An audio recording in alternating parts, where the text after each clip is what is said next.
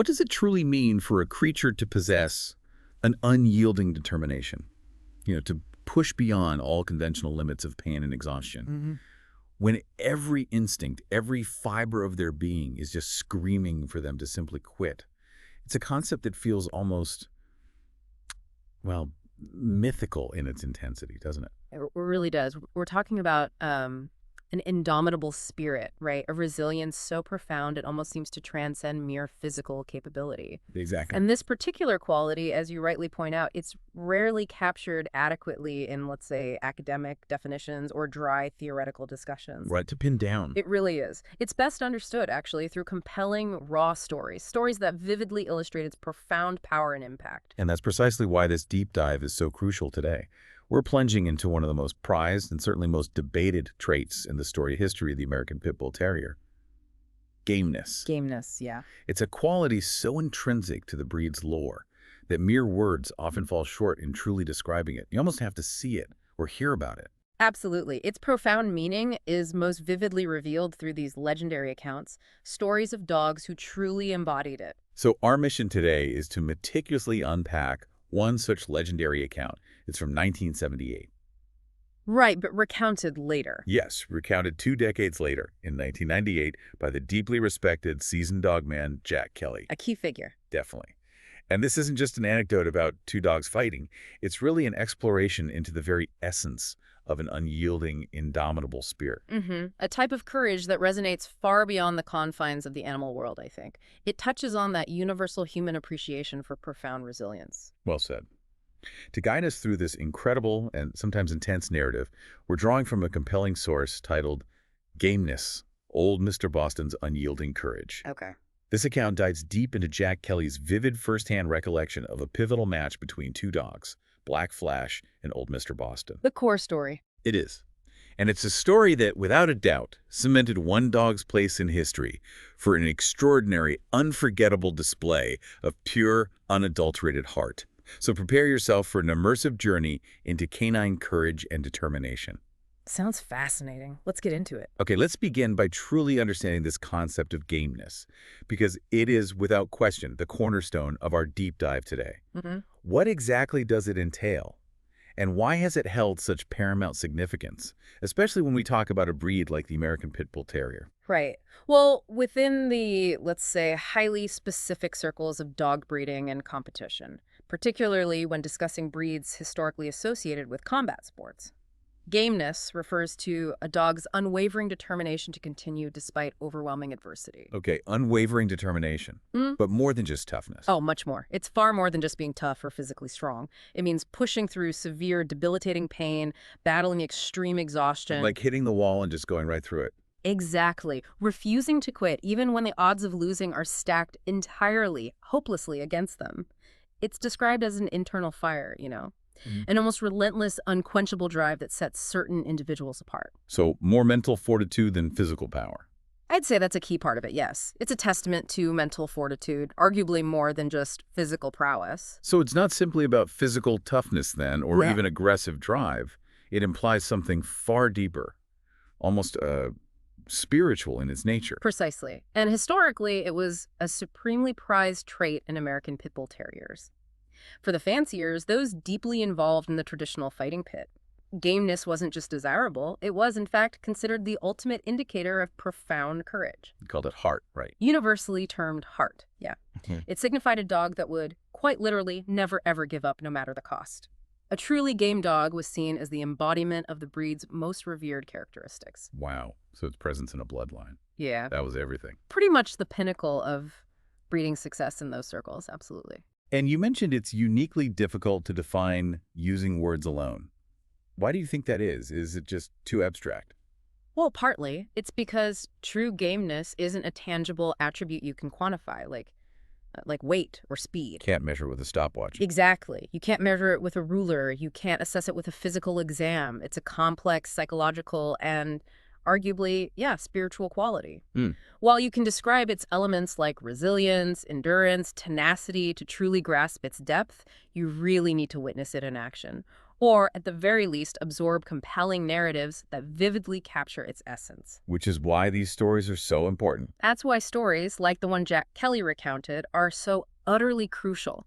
They breathe life into this abstract concept in a way no dictionary definition or physiological study ever could. They let us feel the raw power of this trait. Which brings us perfectly to Jack Kelly, the narrator of our central account. Our source introduces him as a seasoned dogman, someone deeply embedded in this world. His 1998 account, looking back at an event from 1978, it's become legendary. What makes his perspective so valuable? Well, Jack Kelly's credibility stems from a lifetime of extensive, intimate experience within these very specific circles, right? Decades of involvement. Decades. When someone with that level of active involvement, countless personal observations, and a deep understanding of the breed's nuances shares an account, it carries immense weight. Authority. It's not just hearsay. No, definitely not. His story isn't just a straightforward recounting of events. It's an interpretive narrative from someone who profoundly understood the subtleties, the unwritten rules, the deeply ingrained culture of this world. So his perspective gives us a kind of benchmark.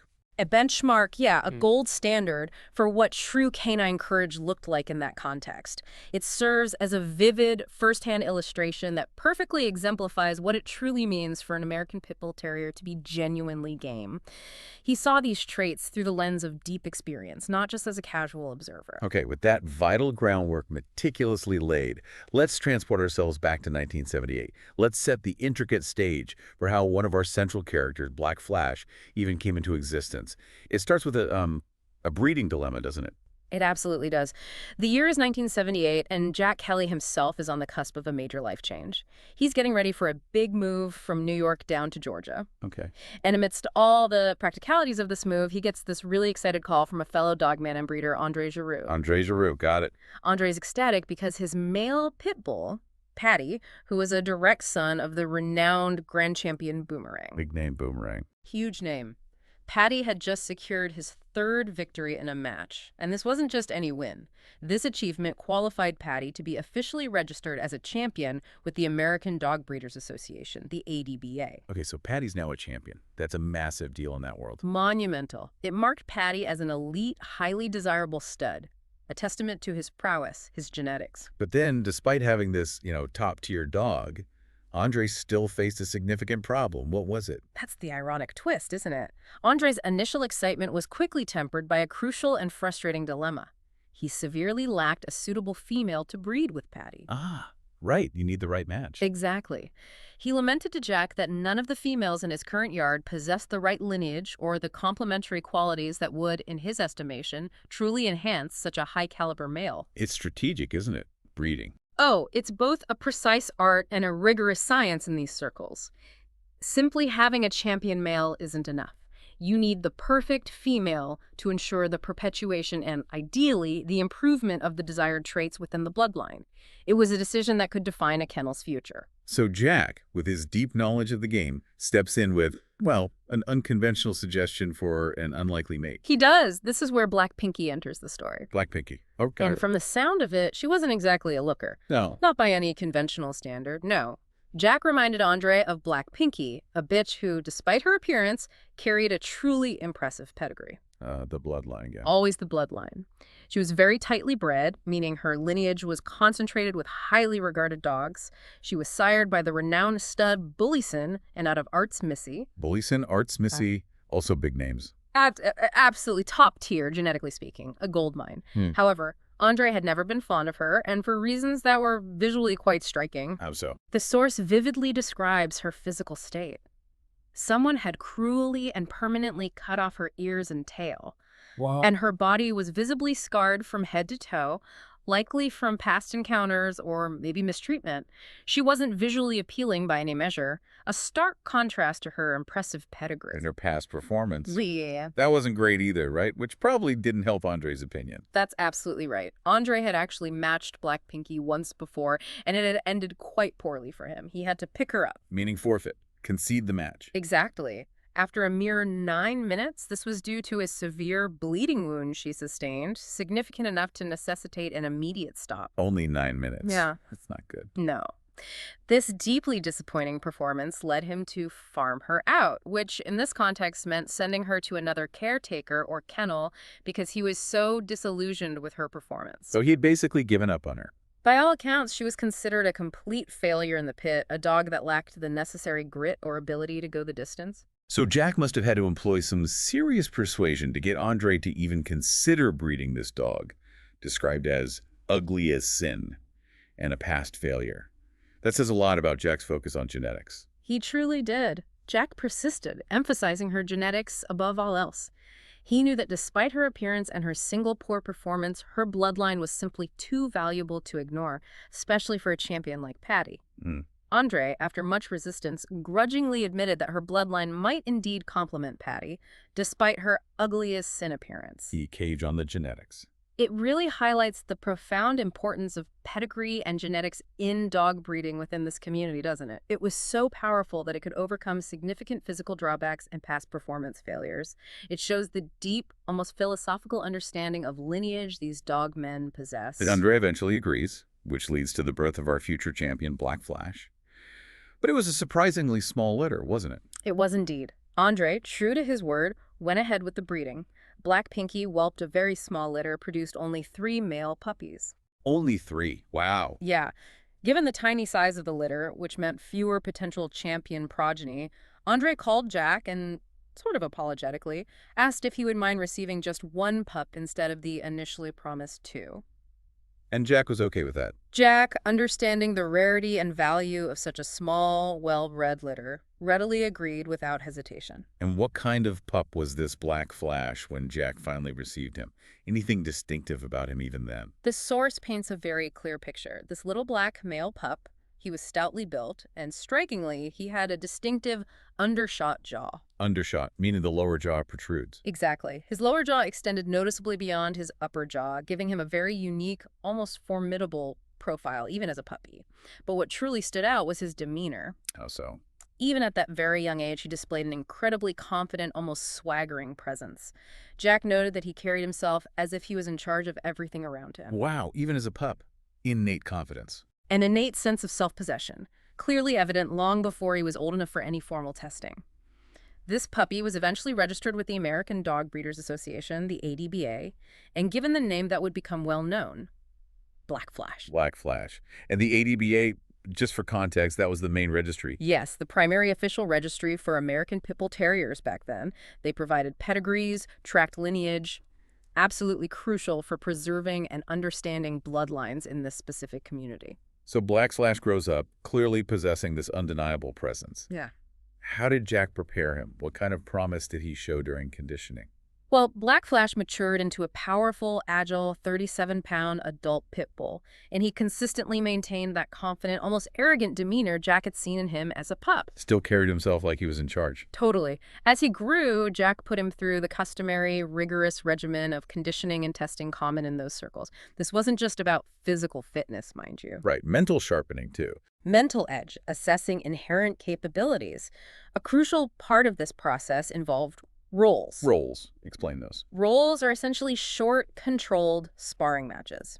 Unlike a full-scale fight, these were carefully managed encounters, designed not to injure, but to gauge a dog's natural ability, its spirit, how it reacted under pressure, its fundamental temperament when engaged. Hammer's right there. Always present, ready to intervene instantly.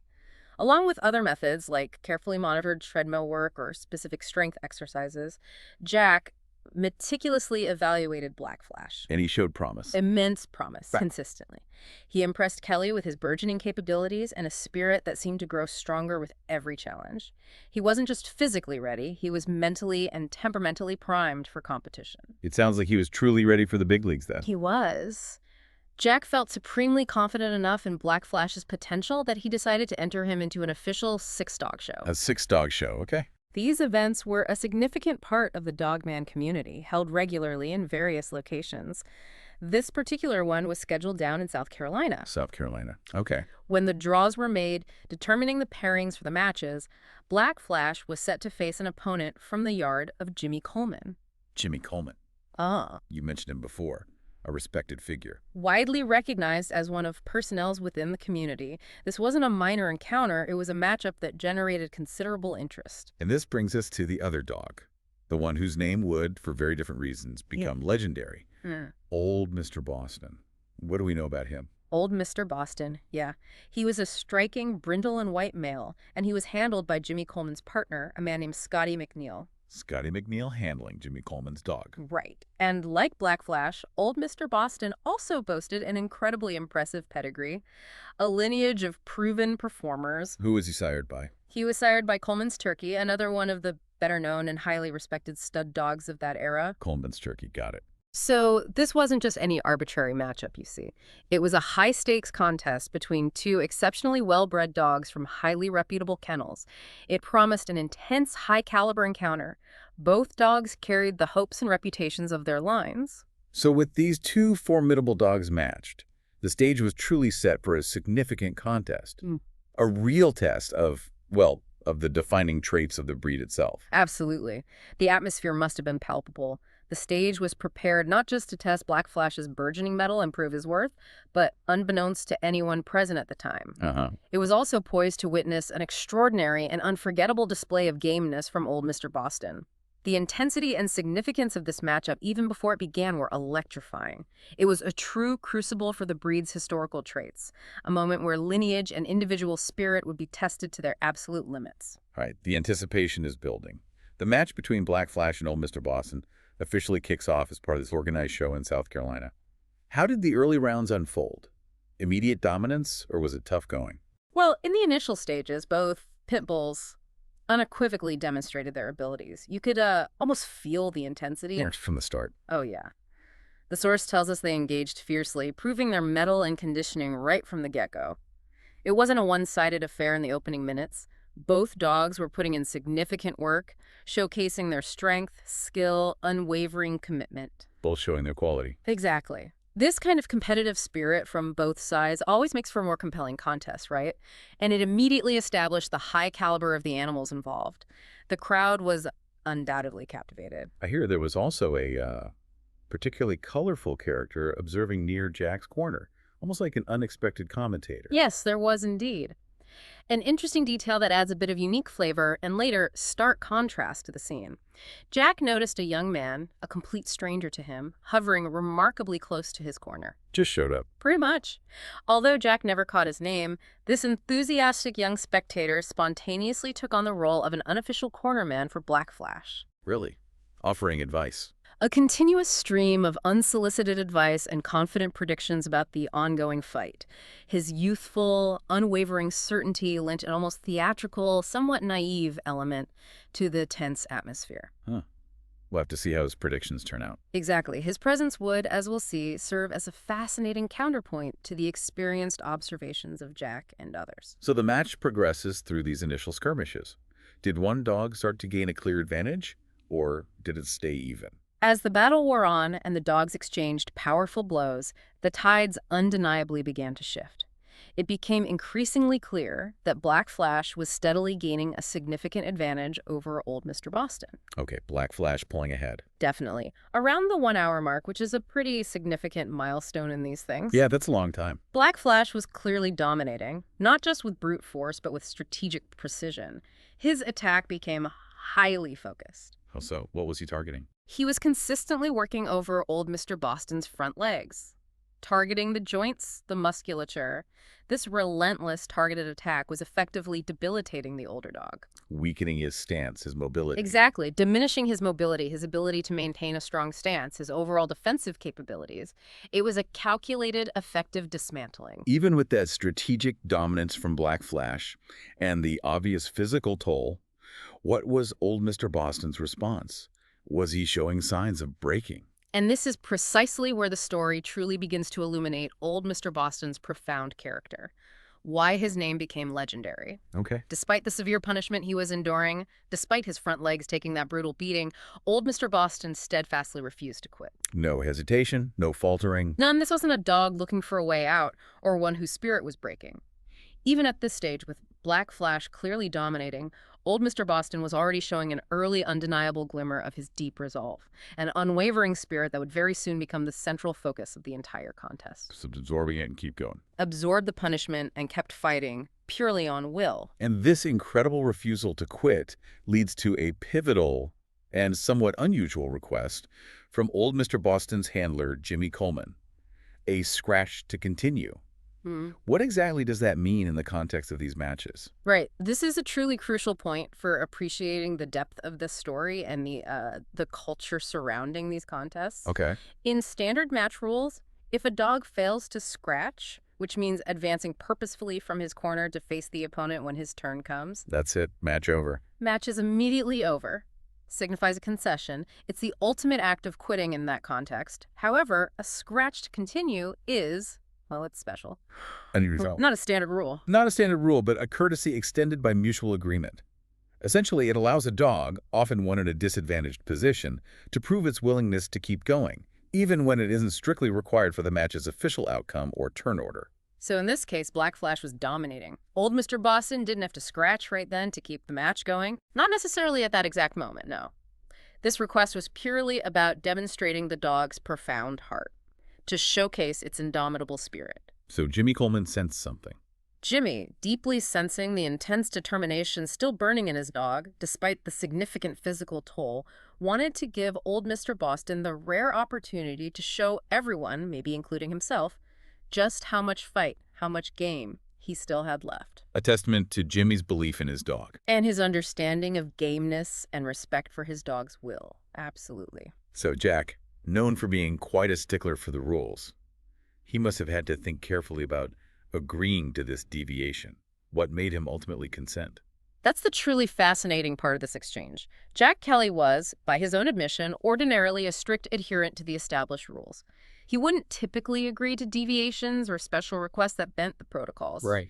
However, Jimmy Coleman, he was no ordinary opponent or handler. He was widely known as one of the most gentlemanly, fair-minded, and respected men in the entire game. A man of integrity. Absolutely. Over the years, he had earned Jack's deep, unwavering respect through consistent integrity and honorable conduct. This was a man whose word and character were beyond reproach within that community. So was that mutual respect? It was this profound mutual respect and Jimmy's unimpeachable reputation that made Jack consider and ultimately agree to this extraordinary courtesy scratch. It speaks volumes about the bonds of honor, such as they were, within that community.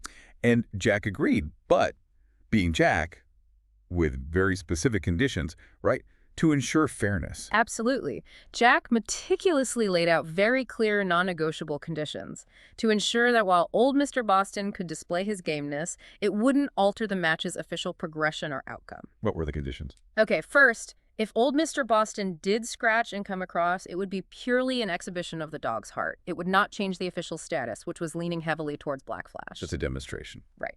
Second, it would not alter the established turn order in any way. Black Flash would still be considered to have the undeniable advantage in the official contest.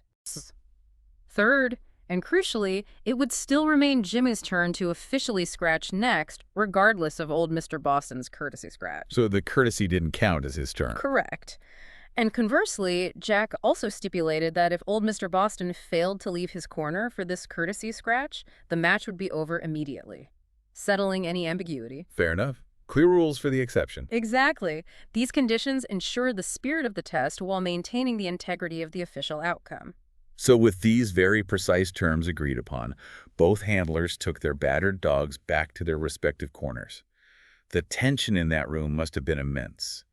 Palpable. It truly was. The air crackled with anticipation. The stage was perfectly set, not just for another round of fighting, but for this unique and powerful test of pure gameness. Yeah. It wasn't about winning anymore for old Mr. Boston in that moment. It was purely about demonstrating his spirit, his willingness to continue against all odds, all physical limitations. A test of will. Both handlers carefully carried their dogs back, preparing them not just for another engagement, but for a moment that would transcend the typical competitive dynamic and become a true, unforgettable testament to canine courage. Every eye in the room was fixed on old Mr. Boston's corner. Okay, this is where old Mr. Boston's legend truly begins to solidify. Jack is tending to Black Flash, and that young, self-appointed corner man pipes up again. What did he say this time, seeing old Mr. Boston's state? Right. As Jack carefully tended to Black Flash, giving him a moment's rest, assessing his condition, that young man, the one offering unsolicited advice, The expert spectator. chuckled slightly. Yeah, him. He leaned in close once more, whispered with absolute unwavering certainty that there was no way old Mr. Boston was coming. He thought he was done. Finished. Completely. In his mind, the opposing dog was definitively finished, physically unable to make the scratch. Jack, seasoned as he was, simply took note but kept his focus. It really highlights that pitfall, doesn't it? A novice making a definitive judgment based solely on superficial observation of a physically spent animal. Missing the internal fortitude. Completely missing it. And then the referee gives the command for that courtesy scratch. What happened next was, well, unexpected, especially for that young man. Unexpected is putting it mildly. It was nothing short of miraculous, according to the account. When both dogs were ready, the referee gave the command. Okay. The moment Scotty released old Mr. Boston, it was breathtaking. To the utter surprise and disbelief of the young onlooker, the battered dog, despite visibly hobbling, almost dragging himself on two severely damaged front legs, somehow propelled himself forward. He came across. He came across like a bullet, is how Kelly described it. He didn't just stumble or limp. He moved with an incredible, desperate burst of speed, a force of will defying his physical condition. Wow. Old Mr. Boston completed the scratch, engaged Black Flash again, definitively proving his profound willingness to continue. It was a moment that, momentarily silenced the doubter and sent a ripple of awe through the room. Unbelievable. He actually made that courtesy scratch, proved his spirit. But the match wasn't over. It was still technically old Mr. Boston's turn to scratch officially, right? According to the conditions. That's right. After that initial, truly incredible courtesy scratch and a brief, almost perfunctory engagement, the handlers swiftly parted the dogs. Old Mr. Boston had shown astounding resolve, but the match had to proceed under the agreed-upon rules. So now the real scratch was due. It was now truly old Mr. Boston's official turn to scratch, as per the rotation, and once again, after being placed back in his corner, visibly more exhausted, old Mr. Boston was called to go. And the young advisor, what did he say now? Maybe having a short memory or just doubling down, he loudly predicted with renewed confidence, no way can he scratch again. He just couldn't comprehend what he was seeing, apparently. Well, he did, didn't he? He defied logic again. He absolutely did. As soon as Jack faced Black Flash towards the center, there was old Mr. Boston incredibly coming at them once more. Just unreal. It was truly a defiance of all physical odds and any reasonable expectation. And what's even more astonishing, maybe the most profound part of this entire account, is that this same scenario repeated itself multiple times. Each time old Mr. Boston was given the opportunity to scratch, to demonstrate his willingness, he dragged himself forward, answering the call again and again. Scratch after scratch. Scratch after scratch. His determination seemed boundless, truly endless, even as his physical condition visibly deteriorated with each successive agonizing effort. He was showcasing a depth of spirit, a raw, unyielding gameness that few, if any, had ever truly witnessed. This sounds like an unbelievably long and brutally grueling contest. How long did this marathon of pure courage actually continue? This incredible display, this marathon of pure, unadulterated courage, continued for an astonishing 2 hours and 17 minutes. 2 hours, 17 minutes, wow. To truly grasp the magnitude of that, for any type of athletic contest, particularly one involving such intense, prolonged physical engagement and punishment, that is an extraordinarily long duration. Both dogs must have been utterly spent. Utterly spent, having given everything they had and seemingly much, much more.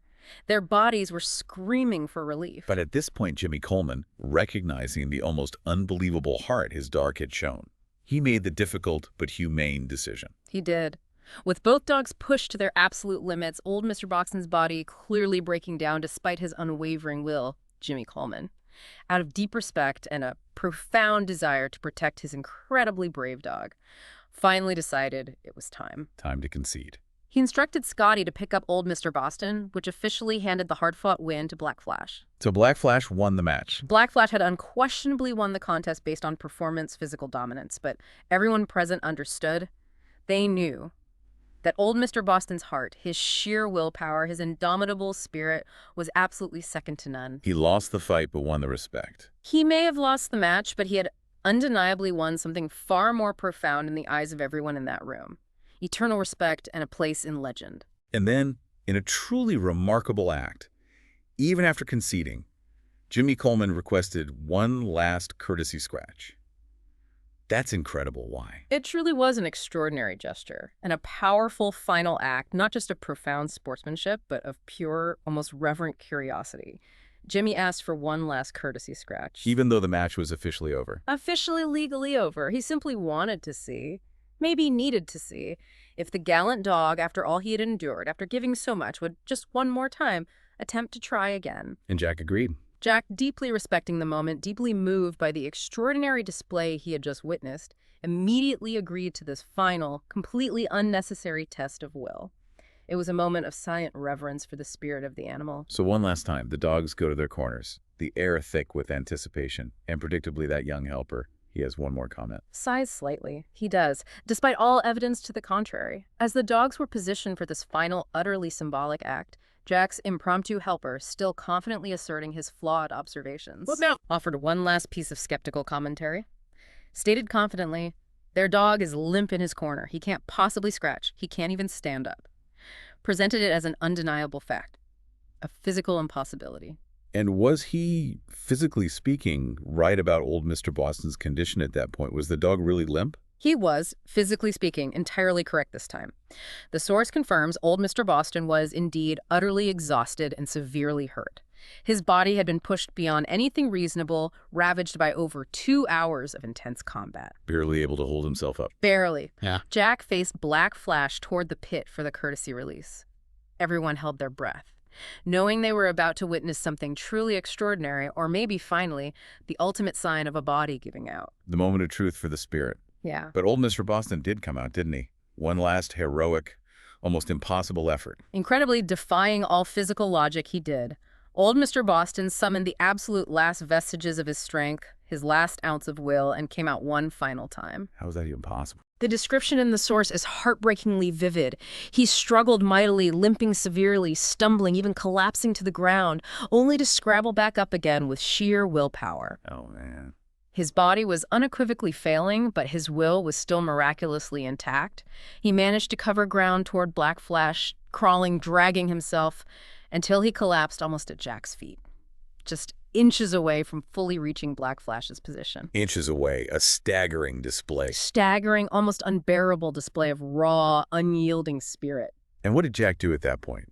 The match was over. Old Mr. Boston was clearly done. Jack intervened immediately and compassionately. He gently but firmly restrained Black Flash from engaging further, held the younger dog's mouth closed, pulled him in. No need for anything more. No need at all. There was simply no need for any further engagement, not even one more scratch. The match was truly and definitively over. Old Mr. Boston had proven everything he possibly could, and then some. He had answered every single call. And yet, despite witnessing this legendary heroic display, that young spectator, incredibly, still managed to completely misinterpret it. He did. It's almost unbelievable to recount. From across the way, the young spectator, so vocal, so certain, finally exclaimed with an air of misguided triumph, "Aha! I knew he wouldn't make that scratch. He is a cur." A cur, after all that. A cur. This remark deeply, deeply affected Jack. In dogman slang, calling a dog a cur is perhaps the most serious insult imaginable. It means the dog quit, lacked gameness, a profound deficiency of spirit. So the kid thought because he collapsed inches short on an optional unnecessary scratch. He had failed and thus was not game. He judged the entire performance on its very last fraction of a second, completely missing the preceding 2 hours and 17 minutes of unparalleled courage. That's just astounding. After everything old Mr. Boston had shown, to be labeled a cur by someone who clearly didn't understand. Jack could only shake his head in utter disbelief. He silently wondered, what on earth old Mr. Boston would have had to do to earn this kid's admiration, to prove his spirit. Right. The seasoned individuals present, those with true experience and understanding, they knew the truth unequivocally.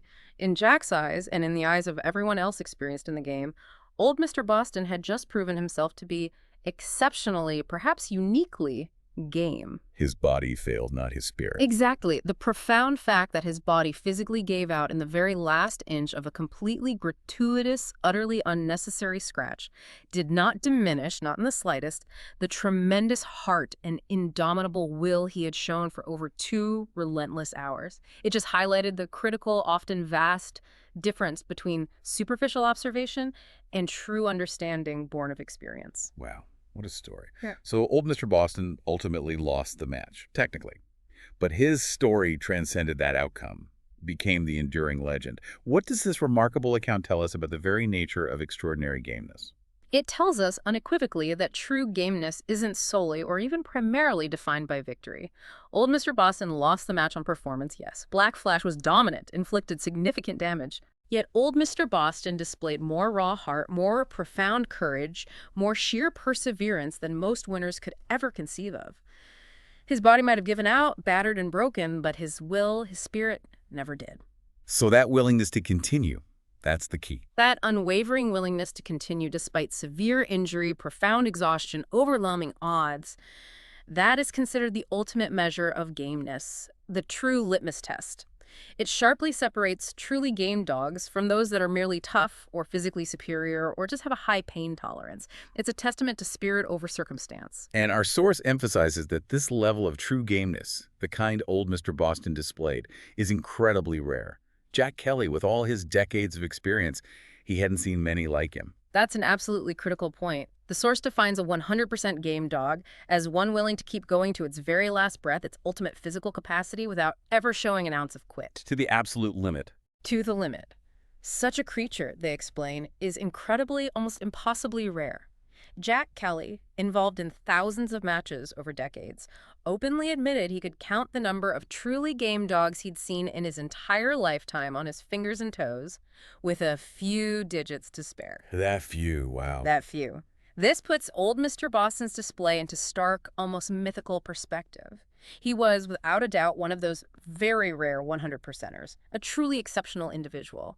His performance set a benchmark. It's why his story resonated so deeply. This raises a really thought-provoking, maybe uncomfortable question about Black Flash. He won. Clearly dominant, better shape at the end.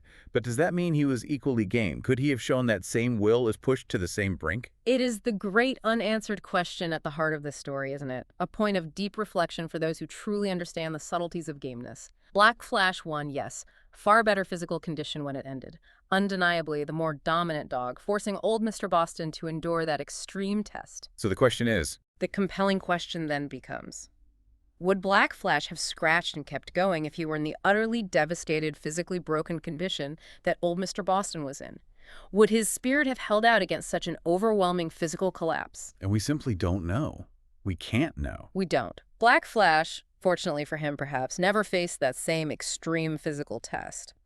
He won the match before reaching that absolute brink of utter physical collapse and biological failure. He did do a courtesy scratch after, right? He did complete a courtesy scratch after the match was over, showing his willingness to continue, absolutely.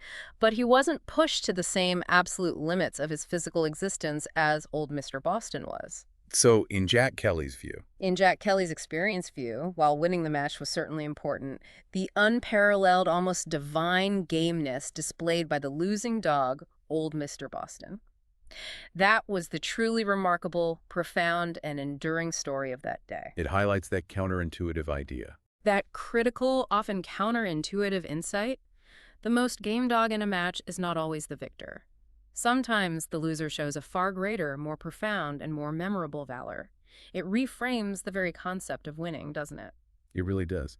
Which brings us back full circle to that young spectator calling old Mr. Boston a cur. This story truly drives home how novices, lacking experience and context, can completely misjudge a truly game dog, missing the forest for the trees. It does, and it's a powerful lesson in perception. The young spectator's error stemmed from a fundamental lack of context, a profound misunderstanding of what he was witnessing. He just saw the final collapse. He saw old Mr. Boston collapse in the final moments of a completely unnecessary courtesy scratch and immediately jumped to the conclusion, cur, because he physically couldn't complete the very last inch of an optional task. Ignoring the 2 hours before. This perspective entirely overlooked, indeed utterly dismissed, the incredible 2-hour demonstration of spirit the dog had shown. Enduring extreme pain, continuing to answer the call again and again, long past when any normal dog would have given up. So it's about seeing the entire picture, not just the last frame. Yeah. Understanding the journey, not just the final stumble. Precisely. This incident powerfully emphasizes that truly understanding gameness requires a depth of experience. a profound appreciation for what the dog has endured throughout the entire contest. You have to look beyond just the final moments or the ultimate physical outcome. Recognizing the will beneath the surface. Recognizing the unwavering will, the internal fortitude that compels a creature to continue against all biological impulses to quit. It's a nuanced appreciation that only comes from deep involvement, meticulous observation, and a willingness to see beyond superficial appearances. It's a lesson for all who seek to truly understand the American Pit Bull Terrier, a breed whose history is replete with such stories. So, as we wrap up this truly captivating deep dive, what's the enduring significance of Jack Kelly's narrative and Old Mr. Boston's lasting legacy for the breed, for those who love its history? Well, Jack Kelly's narrative stands as a powerful, timeless, almost sacred illustration of what gameness in American pit bulls truly means. It transcends the individual match. It becomes a foundational story for understanding the breed's defining characteristics, its very soul, if you will. It defines the legends. Exactly. In the rich and often complex history of the American Pit Bull Terrier, the true legends are not just those dogs who won the most matches or earned countless titles by sheer physical dominance. More profoundly, the legends are those who, like old Mr. Boston, showed unparalleled tenacity, unyielding courage, and an indomitable will, regardless of the official outcome. That's what people remember. For all lovers of the APBT's history, stories like old Mr. Boston's are essential narratives. They illuminate the heart of the breed. So Old Mr. Boston's story really lives on as a vivid testament to this exceptionally rare and profoundly admirable quality. Absolutely. Old Mr. Boston's story lives on as a vivid, unforgettable testament to the rare and admirable quality of gameness. It's a trait that has defined the American Pit Bull Terrier in the eyes of fanciers, enthusiasts, serious breeders for generations. It's shaped their understanding and appreciation of this truly remarkable breed. Still fascinates people today. His profound, almost superhuman resilience continues to fascinate anyone who seeks to understand the very limits of spirit and determination, not just in canines, but in any living being. What an incredible journey we've taken through Jack Kelly's compelling account. Old Mr. Boston's story vividly illustrates that true gameness transcends victory. It's a profound, unforgettable display of unwavering spirit. It makes you think deeply, doesn't it? It really does. So what does this all mean for us, beyond the world of dogs? Well, this profound concept of gameness, it isn't exclusive to canines, right? Or even to competitive sports. It prompts us to consider where we see this kind of unyielding courage and perseverance in our own lives. Or in human stories we admire. Exactly. Stories of triumph against adversity. What does it truly take in your own experience to keep going, to fight when all the odds are stacked against you, when your body or your circumstances are screaming for you to quit? That's a powerful question to reflect on, one that resonates deeply. We encourage you, the listener, to think about what aspects of Old Mr. Boston's story stood out most to you. Understanding the deep history and the defining characteristics of breeds like the American Pit Bull Terrier. It offers powerful insights not just into our canine companions, but into the very nature of spirit and resilience itself. It really does. This kind of deep dive into specific historical accounts, like Jack Kelly's, truly is a shortcut to being exceptionally well informed about the breed and maybe about courage itself.